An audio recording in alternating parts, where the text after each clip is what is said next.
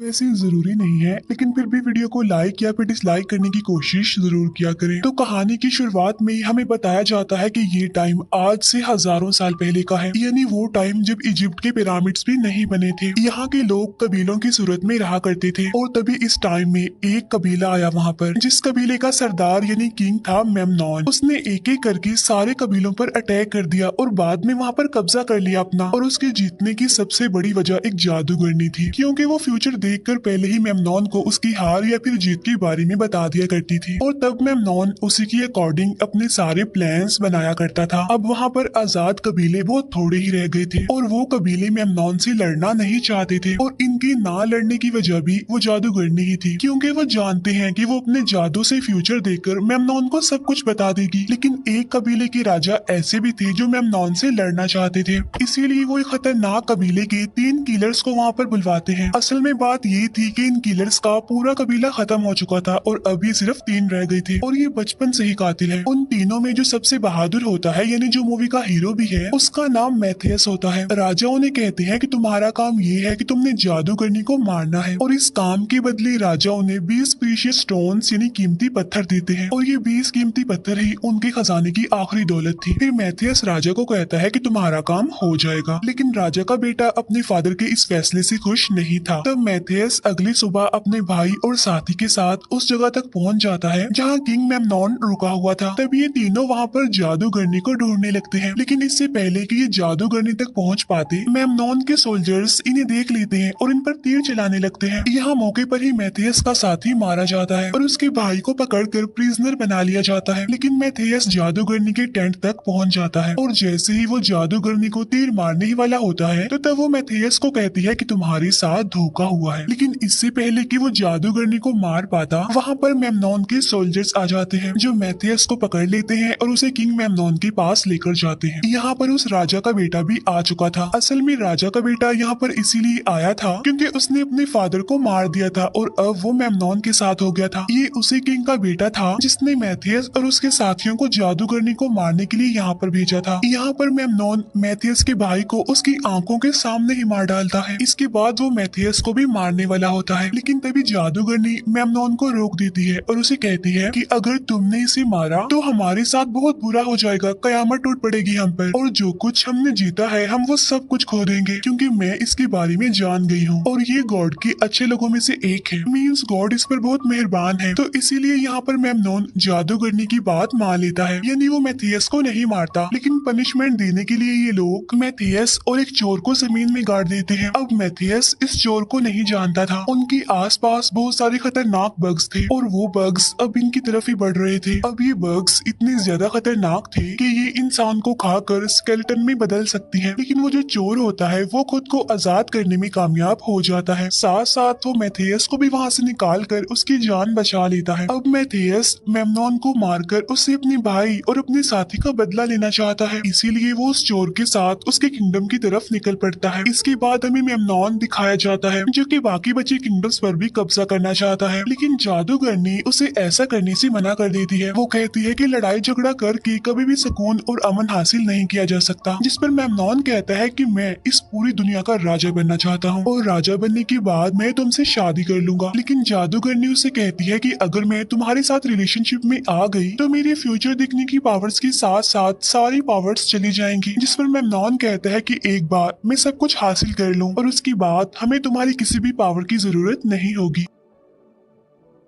अब मैथियस और वो चोर दोनों उस किंगडम में आ जाते हैं जहाँ पर मेमनॉन रहता था। वहाँ पर एक बच्चा मैथियस के कीमती स्टोन्स लेकर भाग जाता है, लेकिन मैथियस उस बच्चे को पकड़ लेता है। अब वो बच्चा क्योंकि वहीं का था इसीलिए वो यहाँ के कोने कोने को जानता था। तब इसीलिए मैथियस उससे मेमनॉन के महल में जाने का रास्ता पूछता है। तब वो बच्चा उसे महल के अंदर ले जाता है जहाँ पर उन्हें एक बूढ़ा आदमी मिलता है जो कि बारूद बनाता था। अब ये बूढ़ा आदमी भी मेमनॉन को पसंद नहीं करता था क्योंकि मेमनॉन का बिहेवियर उसके साथ ज्यादा अच्छा नहीं था। वो चाहता है कि वो ये बारूद बनाकर उसे मेमनॉन के खिलाफ यूज करे। तब मैथियस उस बूढ़े आदमी से पूछता है कि इस टाइम मेमनॉन कहाँ पर होगा, जिस पर वो बारूद बनाने वाला बूढ़ा आदमी उसे बताता है कि इस टाइम मेमनॉन अपनी तलवारबाजी की प्रैक्टिस कर रहा होगा। तब ये बच्चा मैथियस को उस जगह पर ले जाता है, लेकिन ऊपर चढ़ने से पहले मैथियस उस बच्चे को एक कीमती स्टोन देता है और मैथियस उसे कहता है कि रख लो इसे, तुम्हारा इनाम है ये। इसके बाद वो ऊपर चढ़कर मेमनॉन पर निशाना लगाने लगता है, लेकिन इससे पहले कि वो उसे तीर मारता, मेमनॉन के सोल्जर्स उस बच्चे को मेमनॉन के पास पकड़कर ले आते हैं, क्योंकि उसके पास वो कीमती स्टोन जो था और ये वही स्टोन था जो मैथियस ने उसे दिया था। तब मेमनॉन के सोल्जर्स उस बच्चे का हाथ काटने लगते हैं, इसीलिए अब मैथियस को ना चाहते हुए भी मेमनॉन को छोड़कर उस हथियार पर निशाना लगाना पड़ता है जिससे उस बच्चे का हाथ काटा जा रहा था। मेमनॉन के सोल्जर्स मैथियस को देख लेते हैं और उस पर तीर चलाने लगते हैं। तब मैथियस अपनी जान बचाने के लिए एक रूम में आ जाता है जहाँ पर सामने वो जादूगरनी बैठी हुई थी। अब यहाँ पर मैथियस जबरदस्ती जादूगरनी को पकड़कर महल से निकालकर बाहर ले आता है, क्योंकि वो जानता था कि जादूगरनी को ढूंढने के लिए मेमनॉन जरूर अपने महल से बाहर आएगा और जब वो बाहर आएगा तो मैथियस उसे मार देगा। मेमनॉन को मारने के बाद वो जादूगरनी को भी मार देगा। इसके बाद ये मरे हुए लोगों की वैली की तरफ निकल जाते हैं, लेकिन रात को जब ये लोग सो रहे होते हैं तब जादूगरनी वहाँ से भागने की कोशिश करती है, लेकिन मैथियस को इस बारे में पता चल जाता है और वो जादूगरनी को पकड़ लेता है। वो जादूगरनी से कहता है कि तुम मेमनॉन के पास वापस जाना चाहती हो। तब जादूगरनी उसे बताती है कि मेमनॉन ने मुझे बचपन से ही प्रिजनर बनाकर रखा था। तब मैथियस कहता है कि उस दिन जब मैं महल में आया था तो तुमने मेरी जान क्यों बचाई थी, जिस पर जादूगरनी कहती है क्योंकि मैं जान चुकी थी कि तुम ही हो जो मुझे उस महल से बाहर निकालोगे। इसके बाद मैथियस उसे आजाद कर देता है और कहता है कि अब ये तुम्हारी मर्जी है, अगर तुम जाना चाहती हो तो जा सकती हो, लेकिन मुझसे ज्यादा खतरनाक बाहर की दुनिया है। तब जादूगरनी वहीं पर ही रुक जाती है, वहाँ से नहीं जाती। फिर नेक्स्ट मॉर्निंग ये लोग अपने सफर पर आगे बढ़ते हैं और तभी मैथियस देखता है कि मेमनॉन खुद तो नहीं आया बल्कि उसने अपने सोल्जर्स भेजे होते हैं जो कि इनसे बस थोड़ी दूरी पर ही थे। तब मैथियस लड़ने के लिए अकेला ही उनकी तरफ निकल पड़ता है। असल में मैथियस को पता होता है कि डेजर्ट में एक तूफान आने वाला है, इसीलिए वो अपनी आंखों को रेत से बचाने के लिए एक कवर पहन लेता है और जब वो उन सोल्जर्स के पास पहुंचता है तो डेजर्ट में एक काफी बड़ा तूफान आ जाता है, जिसकी वजह से मेमनॉन के सोल्जर्स को कुछ भी दिखाई नहीं दे रहा था और इसी बात का फायदा उठाकर मैथियस उन सबको एक एक करके मार डालता है। अब यहाँ पर जो मेमनॉन का खास आदमी होता है उसे मेमनॉन ने एक तीर दिया था जिस पर बिच्छू का जहर लगा हुआ था। वो मरने से पहले उस बिच्छू वाले तीर को मैथियस के पैर पर मार देता है, जिसकी वजह से मैथियस की पूरी बॉडी में जहर फैल जाता है, लेकिन जादूगरनी अपना जादू करके उसकी बॉडी से सारा जहर बाहर निकाल देती है, जिसकी वजह से मैथियस की जान बच जाती है। अगले दिन मैथियस एक बर्ड के जरिए मेमनॉन तक ये मैसेज पहुंचाता है कि तुम्हारे सारे सोल्जर्स मारे जा चुके हैं, लेकिन यहाँ पर मेमनॉन अपने साथियों से झूठ बोल देता है कि उस लड़ाई में मैथियस मर चुका है। अब यहाँ पर मेमनॉन के ऑफिसर्स बार बार जादूगरनी के बारे में पूछ रहे थे। तब मेमनॉन यहाँ पर ये भी झूठ बोल देता है कि जादूगरनी की तबीयत असल में ठीक नहीं है और जादूगरनी महल में ही है, क्योंकि वो जानता था कि अगर उन्हें पता चल गया कि जादूगरनी महल में नहीं है तो उनके जो इतने बुलंद हौसले हैं वो सारे टूट जाएंगे। उधर मैथियस, जादूगरनी और उनके साथ जो चोर था, ये लोग पानी की तलाश में उस डेजर्ट में घूम रहे होते हैं,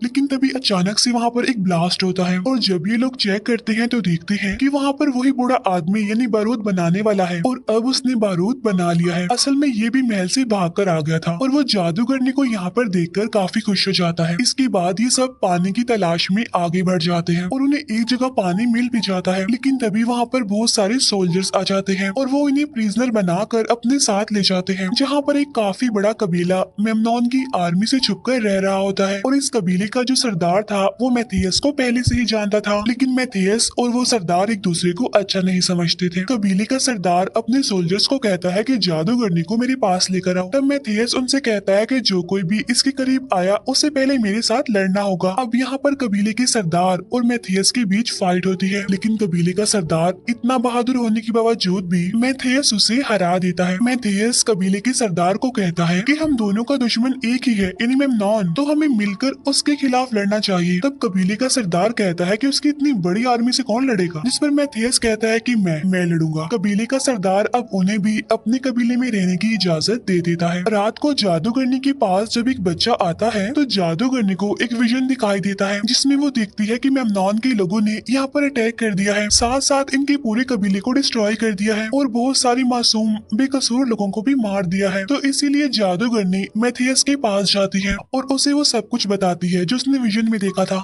जिस पर मैथियस उससे कहता है कि मेमनॉन की मौत मेरे हाथों लिखी है, उसे मैं ही मारूंगा। तब जादूगरनी को एक बार फिर से विजन आता है, जिसमें वो देखती है कि एक सोल्जर ने मैथियस को तीर मार दिया है, जिसकी वजह से मैथियस इंजर्ड है और अपनी जिंदगी की आखिरी सांसें गिन रहा है। और जब जादूगरनी अपने सेंसेस में वापस आती है तो वो मैथियस को बताती है कि तुम मारे जाओगे, यही तुम्हारी डेस्टिनी है, यानी किस्मत। जिस पर मैथियस उसे कहता है कि मैं अपनी डेस्टिनी खुद लिखता हूँ। इसके बाद वो दोनों अपना रिलेशन बना लेते हैं, लेकिन जैसा कि जादूगरनी ने बताया था कि अगर वो किसी से रिलेशन बनाएगी तो उसकी सारी पावर्स चली जाएंगी, और इस तरह से उसकी पावर्स जा चुकी है। साथ ही वो रात के अंधेरे में चुपचाप मेमनॉन के महल की तरफ निकल पड़ती है, क्योंकि वो नहीं चाहती थी कि उसकी वजह से इस कबीले के मासूम और बेकसूर लोग मारे जाएं। अगली सुबह जब मैथियस को इस बारे में पता चलता है तो वो मेमनॉन के महल की तरफ अकेला ही जाने लगता है, क्योंकि वो नहीं चाहता था कि जादूगरनी एक बार फिर से वहाँ जाकर प्रिजनर बन जाए। यहाँ पर कबीले का सरदार मैथियस को कहता है कि रुको,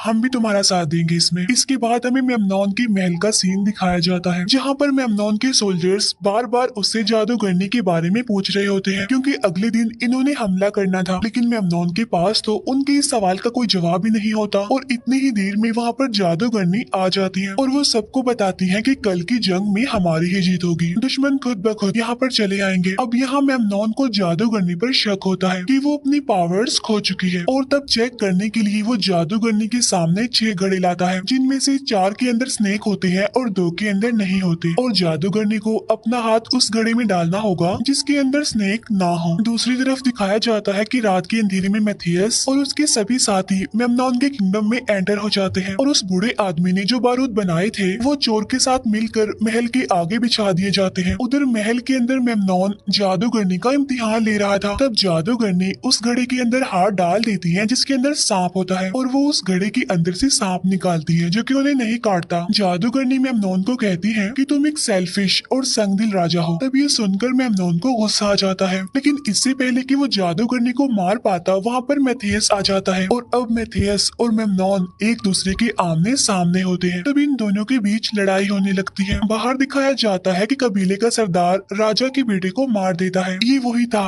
जिसने अपने फादर यानी राजा को मारकर मेमनॉन से हाथ मिला लिया था। साथ साथ वो मेमनॉन के बाकी सोल्जर्स को भी मारने लगता है। उधर मैथियस और मेमनॉन की लड़ाई में मेमनॉन मैथियस की आंखों में राख डाल देता है, लेकिन तभी वहाँ पर एक तीर चलाने वाला आ जाता है जिसे जादूगरनी देख लेती है। अब जादूगरनी मैथियस के आगे आना चाहती है ताकि तीर उन्हें यानी जादूगरनी को लग जाए, लेकिन जब मैथियस ये देखता है तो वो जादूगरनी को लेकर पलट जाता है और तीर मैथियस की कमर में लग जाता है। ये वही मोमेंट था जो कि जादूगरनी ने अपने विजन में देखा था, और तब ये तीर वाला आदमी मैथियस को मारने के लिए उसकी तरफ बढ़ता है, लेकिन जादूगरनी उसे ही मार डालती है। अब मैथियस काफी ज्यादा इंजर्ड था और वो एक बॉ यानी कमान उठाता है, और जो तीर उसकी कमर पर लगा होता है वो उसे निकालता है, और वो उस तीर कमान से मेमनॉन की तरफ निशाना लगाता है। अब मेमनॉन इस तरह के तीर अपने तलवारों से रोक दिया करता था, और इस बार भी वो तीर रोकने की कोशिश करता है, लेकिन तीर की स्पीड इतनी तेज होती है कि मेमनॉन अपनी तलवारों की मदद से उस तीर को रोक ही नहीं पाता, और तीर उसके सीने में लग जाता है और वो नीचे गिरने लगता है। ठीक उसी टाइम पर वो जो चोर होता है वो बारूद में आग लगा देता है, जिसकी वजह से वहाँ पर काफी बड़ा ब्लास्ट हो जाता है। मेमनॉन जो कि महल की ऊंची दीवारों से गिर रहा था वो उस आग में गिरकर जल जाता है और राख बन जाता है। अब यहाँ पर मेमनॉन का तो खेल खत्म हो गया था। मेमनॉन के खात्मे के बाद मैथियस को यहाँ का राजा बना दिया जाता है। इसके बाद कबीले का सरदार वहाँ पर आकर मैथियस को गुड बाय कहकर वहाँ से चला जाता है। इसके बाद जादूगरनी मैथियस को कहती है कि अब हमारे किंगडम में सुकून और अमन होगा। मैथियस उससे कहता है कि मुझे पता चला था कि मेरे साथ रिलेशन में आने के बाद तुम्हारी पावर्स चली गई, तो क्या सच में ऐसा है? तब कैसेंड्रा कहती है कि नहीं, ये सब झूठ था और मेरी पावर्स अभी भी बरकरार है। मैथियस पूछता है कि हमारे किंगडम में सुकून और अमन कब तक रहेगा, जिस पर जादूगरनी कहती है कि कोई भी चीज हमेशा के लिए नहीं होती, हर चीज की तरह किंगडम की भी डेस्टिनी होती है। मैथियस उससे कहता है कि मैंने तुम्हें कहा था ना कि मैं अपनी किस्मत खुद लिखता हूँ, तो किंगडम की डेस्टिनी यानी किस्मत मैं ही लिखूंगा। इसी के साथ ही ये मूवी यहीं पर एंड हो जाती है। Thank you for watching.